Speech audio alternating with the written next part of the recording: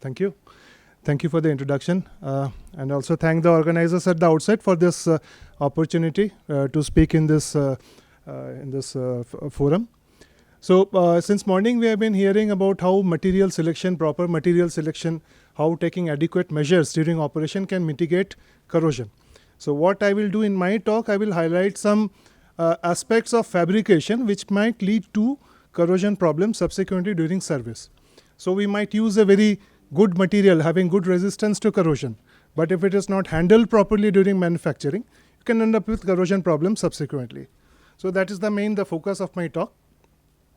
So I'll be dealing with mainly two kinds of materials widely used. One is normal carbon steel and another is stainless steel, austenitic stainless steel to be precise. So the previous speaker have already highlighted stainless steels having chromium minimum 12%. And why is it stainless? Because it has a protective layer of chromium oxide passive film on the top, which acts as a barrier layer between the environment and this substrate underlying material. So this we all know. So what happens during fabrication? So that I will tell you right now. So corrosion is a surface phenomena. We know that it initiates at the surface and then it progresses inside. So the surface condition is of utmost importance in a material for good corrosion resistance. So in this slide, I try to highlight some factors during fabrication which might go wrong or which one might not take adequate care during fabrication, and then we end up with corrosion problems in a material which inherently is very highly resistant to corrosion. So three basic processes: welding, machining, grinding, heat treatment. You can end up with problems like sensitization. I will show in details in subsequent slides. Heat tint oxidation. Whenever exposed to high temperature during welding or heat treatment, the surface can get oxidized. So I'm talking about stainless steels now. Weld spatter. During welding, weld spatter can occur. What is weld spatter? That welding electrode, excess of it gets sprayed and it can get deposited onto the surface. Weld spatter. Carbon pickup, like L grade of stainless steels, 304L, where carbon is limited to 0.03% maximum. So it has a huge tendency to pick up carbon during fabrication. So, and that can compromise this corrosion resistance subsequently. Precipitation of some deleterious phases. Residual stresses. Residual stresses can also be harmful. Why? So we have seen in today morning stress corrosion cracking, in which stress has a role to play. During fabrication, if a lot of residual stresses are left behind under conducive conditions of an corrosive environment present and the material, it can lead to stress corrosion cracking. And the factor D that I have shown in this slide is long-term storage. Now, what is important is once we take all this adequate care of fabricating this component, now the situation may arise that it is not going into service immediately and have to preserve for say maybe 5 to 10 years. So this long-term storage is also very important. So otherwise, if adequate care is not taken, it can lead to corrosion. Sensitization, I am sure all of you must be aware of this. I will not go into details. Mainly occurring during welding due to sensitization, where chromium carbide precipitates, and this chromium level goes below 12% at the grain boundaries, so that the passive film does not form at the grain boundary. So subsequently, it can lead to intergranular corrosion, as you can see here, a distance away from this weld region. So use of L-grade stainless steels where carbon is lowered can mitigate this problem to a large extent. So this we are all aware of. Second is heat tint oxidation. So as this figure shows, suppose if this welding is done improperly without proper shielding gas, so you will have this heat tints present. So a lot of colored tinted layer present. So these are nothing but very thick oxides. The passive film chromium oxide is very thin, around 25 to 50 angstrom thick. Okay, so to give you perspective, atom size will be around maybe 2 to 3 angstrom. So the passive film is around 25 to 50 angstroms. But these heat tints, they are quite thick. They are of micrometer level. And so these heat tints are very rich in chromium. So what happens due to that? The substrate material, underlying material will get depleted of chromium. So in these two, these are some chemical analysis that we had done in our laboratory with depth. So we had intentionally done heat treatment of this coupons to generate this different oxides of different thicknesses. And we have analyzed this chromium concentration with depth using a technique called GDOES.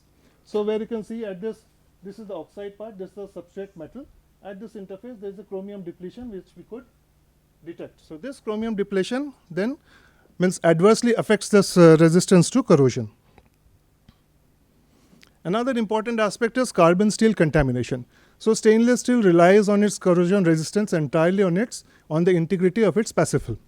Now, if during handling, during manufacture, so suppose just imagine the carbon steel sheet, the stainless steel sheet is lying on a shop floor, and some carbon steel dust falls on it, and it gets embedded onto the surface. Maybe someone walking over it, and this carbon steel gets embedded. So what happens? This embedded steel here, over a period of time, will rust because there is no chromium present, and due to rusting, there will be a volume expansion.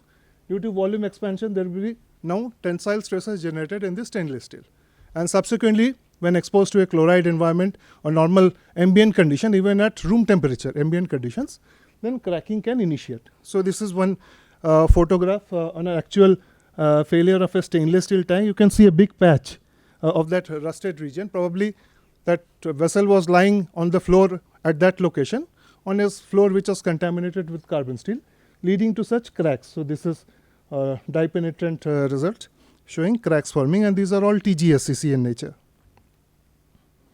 Carbon pickup, as I said, so L grade stainless steel have a high tendency to pick up carbon. So the first figure shows normal non-sensitized L grade stainless steel showing no chromium carbide and no sensitization. However, if during fabrication it gets the surface, it gets contaminated, like there may be coolants during machining, or there may be lubricants, or simply crayon markings, paints, or maybe someone has pasted a label onto that, and you remove the label and that gum remains on the surface. Now these are all hydrocarbons, and these are not cleaned properly, and subsequently heat treatment is done or welding is done, then this carbon can get picked up, and you can see in this middle image, the inside is non-sensitized, but the top layer gets heavily sensitized. So then that good corrosion resistance gets compromised just due to carbon pickup during manufacturing step. Weld spatter. So as I said, the welding electrode, a molten excess electrode getting spattered onto the surface. So there are various aspects to it. So as you see, heat tint will be one problem, because there's hot molten weld falling onto the surface. Heat tint, as I told before, it will lead to chromium depletion in the substrate layer. The weld spatter itself is chemically different from the substrate material. Like 304L welding, it is welded by 308L or 3010L, which has a high amount of chromium and nickel. So that can lead to some galvanic corrosion.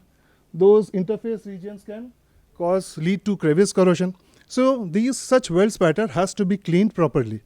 So, and that cleaning also has to be done by a stainless steel brush, not by a carbon steel brush. The reason being the previous slide that I told, carbon pickup can occur. Residual stresses during machining, during welding. So these residual stresses can be source of or can initiate stress corrosion cracking, as the first slide shows. So the region where there is a sensitization, the sensitization is high, there can be adequate or sufficiently high tensile stresses that can cause stress corrosion cracking at some distance away from this weld. Now in the lower figure, what I've shown that in austenitic stainless steels, in nuclear reactor environment, even in totally non-sensitized condition, it can undergo IGSCC for a different reason. So if it gets strain hardened, if you do abusive grinding, lot of grinding on the surface, then the surface microstructure changes, and that can lead to ease in initiation of SCC in high temperature water. Machining, grinding, scratches. So this is one 3D optical profilometer of a machine surface. You can see these grooves and valleys. So they can act as stress raisers. A rough surface will always help in accumulation of corrosive species onto the surface, like that will help in initiation of corrosion.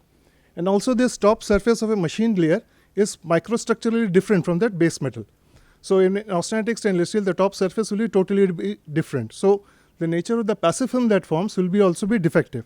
So there have been instances in nuclear reactors in which this material 321, 347, which has good resistance to IGSCC, have undergone IGSCC, which has initiated from the base of scratches.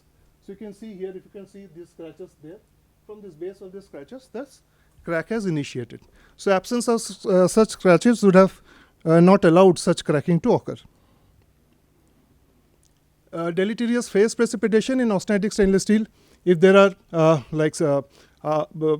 delta ferrite present which has high concentration of chromium, that may lead to subsequently sigma phase precipitation. Sigma phase is again a chromium rich phase. Sigma phase precipitation will lead to chromium depletion around it, and we have already seen chromium depletion deteriorates the corrosion resistance. Now the improper storage during long-term storage. If during long-term storage, if dust is like allowed to settle on stainless steel surfaces, then it can lead to under deposit corrosion. If there, especially in the coastal region. So this is one such case in an austenitic stainless steel machined component 304L, which was lying in a coastal region for quite some time. Initiated TGSC, these are transgranular stress corrosion crack, just due to chloride presence in this environment. So long-term storage again, and it has to be done carefully. The surface has to be always be kept clean. So hygiene issues are very important. So during manufacturing, during subsequent storage, one has to maintain proper hygiene in stainless steel components. As opposed to carbon steel, it inherently has poor resistance to corrosion as compared to stainless steel, but it is easy to manage. So uniform corrosion in carbon steel is easy to manage, easy to predict. So, but some weld-induced imperfections can also lead to problems subsequently, as that is shown here. So this is a weld undercut. So this is from an actual case study from one of the nuclear power plants. So such an, if an undercut is present, it can act as a stress. It can act as a crevice location. At crevices, we know it aggravates this resistance to corrosion, and also that such a location is also a point of stress concentration. So in stress concentration in carbon steel in high temperature, high pressure nuclear reactor environment can lead to also cracking. So what are the remedial measures? Stainless steel mainly surface hygiene. So surface has to be clean. There are ASTM standards available to how to clean this, or pickling and passivation of the surfaces to remove this iron contamination and all. So they are available. Solution annealing, minimize strain hardening, residual stresses, better surface finish. So smoother surface will always have better resistance to corrosion as compared to a rough surface. Surface cleanliness during all stages of fabrication. So no contamination should be allowed to occur prior to any heat treatment or welding processes. So appropriate measure to be taken during and after welding to remove this weld spatter. Okay. So adequate shielding gas to be provided to prevent heat transformation. For carbon steel, of course, it is much more forgiving that way as compared to stainless steel. One has to just design this welds properly and avoid this weld defects. So, so that will prevent or minimize corrosion problems subsequently during service. So that was all I wanted to tell in this presentation. Thank you. Yeah. Time for one question. Anybody has a question? Yeah. Not a question, I got a suggestion. Yes, sir. You talked about the surface cleanliness. Yes. Now the situation has improved vastly. The conventional is fabrication. Now you can have a PTFE spray. On spray. That prevents the foreign particles coming settling down. During storage. Yes, you take a big time and spray the Removable comes. it stays there for quite a long time. Absolutely. So no foreign contamination can take a localized corrosion, pitting and all those things. Yeah, one more question. Sir, actually, you said that C16 or whatever L grade or not be used while welding, but because the L grade will capture the carbon from the metal. I didn't say that. What I said was that L grade already has very low carbon. It can pick up carbon very easily. If there's contamination issues are there, if the cleanliness is not maintained, then it will pick up carbon very easily. But sensitization is not a problem. In fact, it has better resistance to sensitization. Only thing is that if it picks up carbon, then it will sensitize easily. Okay, let us thank Chowdhary for it. Let's move on now. We have next presentation by Shrikant on Corrosin.